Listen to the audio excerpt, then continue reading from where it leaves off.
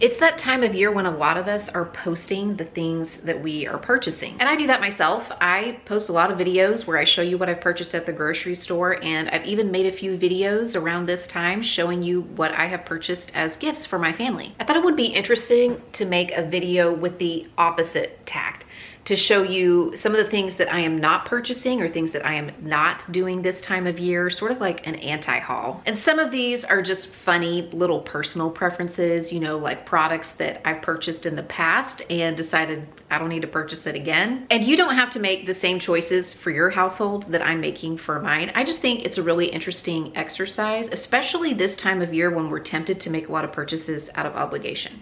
Like for me to really stop and think, is this something that we want, that we like, that we enjoy, or that we need? Or is it just something superfluous that I'm purchasing and should probably just skip it and save the money? I have not purchased much wrapping paper in recent years, and in some years I purchased none, zip. Zero. One of the reasons for that is because in recent years, I've been using a lot more reusable fabric bags like this one that my mother-in-law made for me along with several others. Or sometimes I've purchased them from sellers on Etsy. And by the way, if you are a sewer, these make really great gifts as well. Another thing I really like about these, besides the fact that they're reusable, is that they are really great for wrapping those awkward items that aren't like symmetrically shaped and easy to wrap. Because you just, you know, stick it in the bag and then pull the drawstring. And over the years, I've collected these in all different sizes, so I can wrap up big or small things in these reusable bags. Now, I do still enjoy a beautifully wrapped package, and I think this adds to the decoration of the tree as well. So lots of times I'll pick out a few packages, especially the ones that are easy to wrap, that are like square or in boxes. And I typically wrap those in brown craft paper. My mom wrapped a lot of packages this way when we were growing up, and the craft paper makes for a blank canvas for the bows. So whether it's ribbon or wire ribbon that we would get on sale at a steep discount after Christmas, or twine or raffia, or sometimes I've even used tulle or scrap fabric, you can really dress those packages up. And some brown craft paper is recyclable, and a lot of wrapping paper isn't. I was surprised to find that out. Plus, the craft paper is cheap and it's useful to me all year long, not just at Christmas. I thought maybe the ugly Christmas sweater concept had kind of played out, but I'm seeing them everywhere still. Before you buy one though, you might check your thrift stores, because I see these all the time in abundance at like Goodwill or the Salvation Army store. And of course, I've seen some really good ideas on Pinterest for just making them from things that you already have or things that you thrift, which are usually the funniest ones anyway. And speaking of the thrift store, I did not purchase any new Christmas jammies this year. When I was in one of our local thrift stores here in South Tulsa, they had racks and racks and racks of Christmas pajamas. I'm not exaggerating. It must have been 5 or 6 stuffed full racks of Christmas pajamas, many of which looked like brand new. Like maybe somebody just purchased them for a picture and wore them once and then sent them to the Goodwill. Like that's how good a lot of these pajamas looked. It was not hard for me to find some great Christmas jammies for my kids from that vast array of options that was in a thrift store that day. I was very picky. Usually with pajamas, I will check the seat, check the bottom, and see if there is any pilling or any fading. Usually that's a good indicator of whether or not these are truly worn. And I found some in fantastic condition. Like I would have believed these were brand new if you put the tags on them, including a pair from Eddie Bauer for my son. These hot cocoa flavor kisses are a no for me. We got these on clearance last year, and it probably took 6 months of sitting in the candy jar before I finally threw them away. But if I can find the peppermint bark kisses, those are where it's at for me. Those are a buy for me. These are a no for me. I mean, for one thing, I think they've gotten smaller. And for another thing, I just don't think the popcorn is that good. What do you guys think? Do you buy the popcorn tins? I don't know why, but I've never been really into purchasing the gingerbread house kits. And man, they have gotten very creative. I see so many of these in so many different styles and sizes and themes. And I'm sure that it is a really fantastic, fun activity to do with kids. I don't know why. It's never been a thing that I've purchased. Maybe because if I'm gonna spend time in my kitchen making something that isn't edible, it's probably gonna be these cinnamon ornaments, which is just cinnamon and applesauce and like Elmer's glue. Okay, but don't these just melt when you bake them? I mean, they're not gonna look like footballs in the cookies, right? No, yes, no, yes, Yes. To me, these are a little deceiving because it's a Christmas tree cakes big pack, and I used to think that that just meant there were more of the Christmas tree cakes, but that is not the case. These are large, and in fact, they're too big. Like, I don't really care for these. I need to know that if I eat a Christmas tree cake, I can still eat another one later, or maybe a Christmas tree brownie. With the big cakes, like you have one and that's it, you're done. This has nothing to do with Christmas purchases, but I was looking to buy a mini bundt pan for a gift that I'm putting together, a miniature one. And these right here in the baking aisle are $11.92. But I'm over here in the craft and stationery and party supply area now, and there's like an area where they have cake decorating supplies. And the same pan from the same company, like the same size and everything, is a completely different price, like $3 less. What's up with that? Am I missing something? And speaking of price inconsistencies, 9.4 ounces of M&M minis in the candy aisle, $4.92. 10 ounces of M&M minis for baking, $3.96. Today's video is sponsored by Nord Protect. One thing we probably can't afford to skip any time of year is protection from identity theft. But especially right now, 'tis the season, am I right, for inputting lots of sensitive information online as we shop, hunt for the best deals, and order Christmas presents. Nord Protect is an all-in-one identity protection service that basically stands guard over your personal information so you don't have to worry. Nord Protect offers 24/7 dark web monitoring, so it can alert you if something sensitive like your email and passwords ever get leaked. It also has credit monitoring, which will let you know about suspicious charges lickety-split. Because I don't have time to finish my coffee most days, I certainly don't have time for suspicious charges. What really made Nord Protect stand out for me are their identity restoration services, which can provide support for identity theft victims in the event of cyber extortion, and may even provide reimbursements up to $10,000 for online scams like fake money transfers or fraudulent stores. They offer 3 different plans: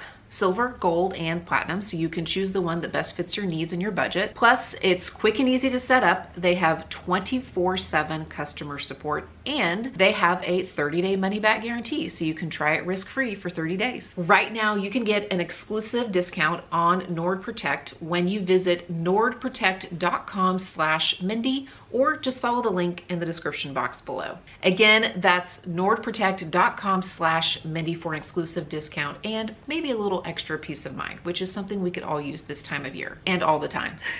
And thank you again to Nord Protect for sponsoring today's video. This might come as a surprise to some of you who know me as a person who loves a good deal and who loves to bargain hunt, but I'm not a big Black Friday shopper. Maybe that's because I didn't really grow up with that in my life. In fact, I don't think I was even aware of Black Friday as a shopping extravaganza until I was much older. It was not a thing that my mom really did growing up. And honestly, if it was a little more like I hear it was in the 80s and 90s when you actually had to wait for the ads to come out and it didn't start until actual Friday, not Thursday, and you had to go to the stores, I might be more interested in it just as like an experience. But as it exists today, it's not something that I get all in a frenzy over. And maybe that's because I don't think the deals are that great. And I don't have any empirical evidence on this. It's just anecdotal. It's my own experience, but I'm usually keeping an eye on prices for different things that I want to purchase, especially online. And I haven't noticed a big enough dip in prices on the things I'm looking for around that Black Friday time to make it worth stressing over like getting it at just the right time. I kind of much prefer the peace of mind of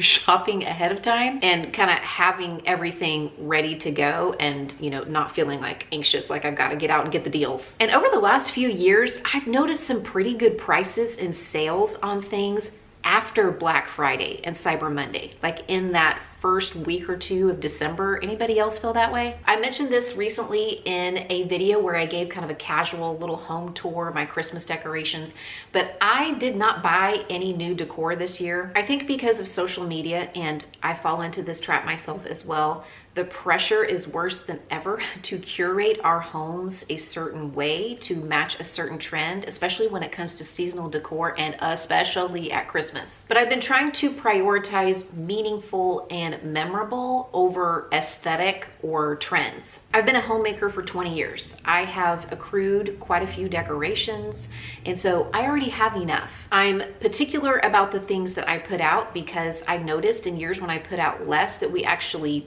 notice it and enjoy it and admire it more. Plus, I thank myself when it's time to put everything away because it just takes me a couple of hours instead of a couple of days. Anything new that I got wasn't actually new because I picked it up at the thrift store, like this beautiful poinsettia bowl that I found over the summer. And I also used some things that were readily accessible to me, like pictures from my own camera roll. And you guessed it, frames that I thrifted and cleaned up. This is the shelf where I keep all my coffee cups, but there is something you won't find on any shelf in my house at all during the Christmas season or ever. Now, I know there are some families who really enjoy having an elf visitor throughout the month of December, and if that's you, then my hat's off to you for your spirit of hospitality. Santa knows that I am a person who is easily overstimulated, and if I'm trying to create a calm, non-anxious Christmas, the idea of having an elf run around my house creating chaos for 25 days is a little bit overwhelming. And many of you know, because I have mentioned for years when I'm talking about gifts, that my husband and I made a deal with Santa years ago that we would take care of our children. We know he has a lot on his plate and a lot of obligations.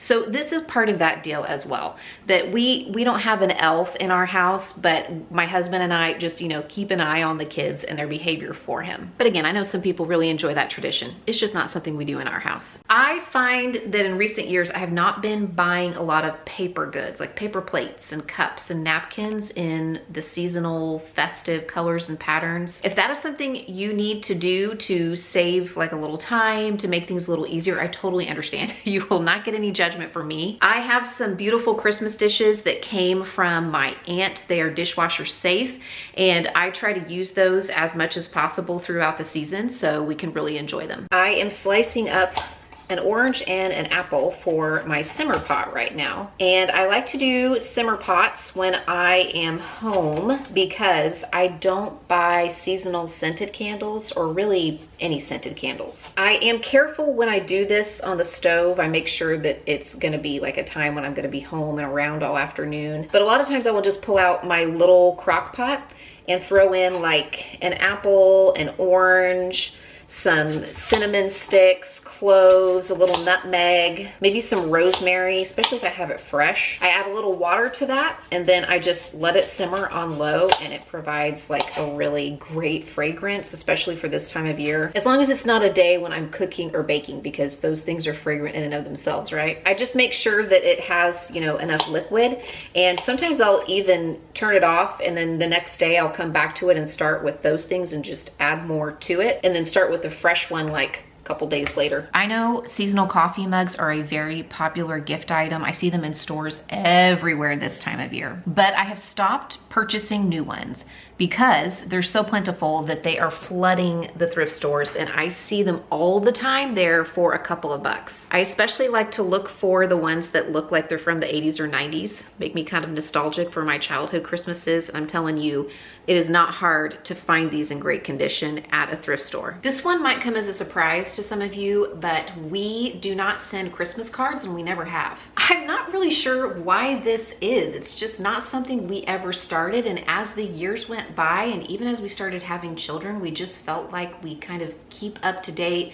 via text and social media with the people that we want to correspond with. So I know that a lot of people really enjoy that, and that's a thing that they budget for and spend money on at Christmas time, but it's just not something that we've ever done. I'm probably gonna catch a lot of flack for this one, but hear me out. We are not doing multiple full-scale family Christmas celebrations. When the kids were little, we felt obligated to have our own Christmas at home and then go to my parents' house and have Christmas, and then go to my husband's parents' house and have Christmas. And it wasn't just going to see family and maybe opening a few more packages. It felt like a full-blown Christmas celebration with the special meal and with the gifts and with the stockings and the Christmas traditions. A lot of years it just ended with everybody exhausted and crying, including me.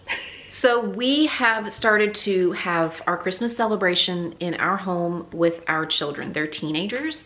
We have a few more years with them before they go off to college or possibly get married and start having their own families. And that's when we attend our Christmas service and when we have our special Christmas meal and open the majority of packages and have Santa Claus visit and fill the stockings. And sometimes we have extended family here for that, and sometimes we don't. And this doesn't mean that grandparents can't send gifts. It doesn't mean that we don't want to see them over the holiday. We are just asking that if we are with family before or after Christmas, that we're not trying to recreate this entire holiday hullabaloo over and over and over again. And if you don't agree with me, or that's not the way that you do things in your family, that's fine. We are just trying to preserve the specialty and the uniqueness of Christmas Eve and Christmas Day and limit some of the chaos that ensues when we try to make it span across several days or even multiple celebrations in a single day. You know what I mean? What are you not purchasing this Christmas season? Leave me a comment and let me know. And YouTube thinks you might want to watch one of these videos next. If so, I'll see you there.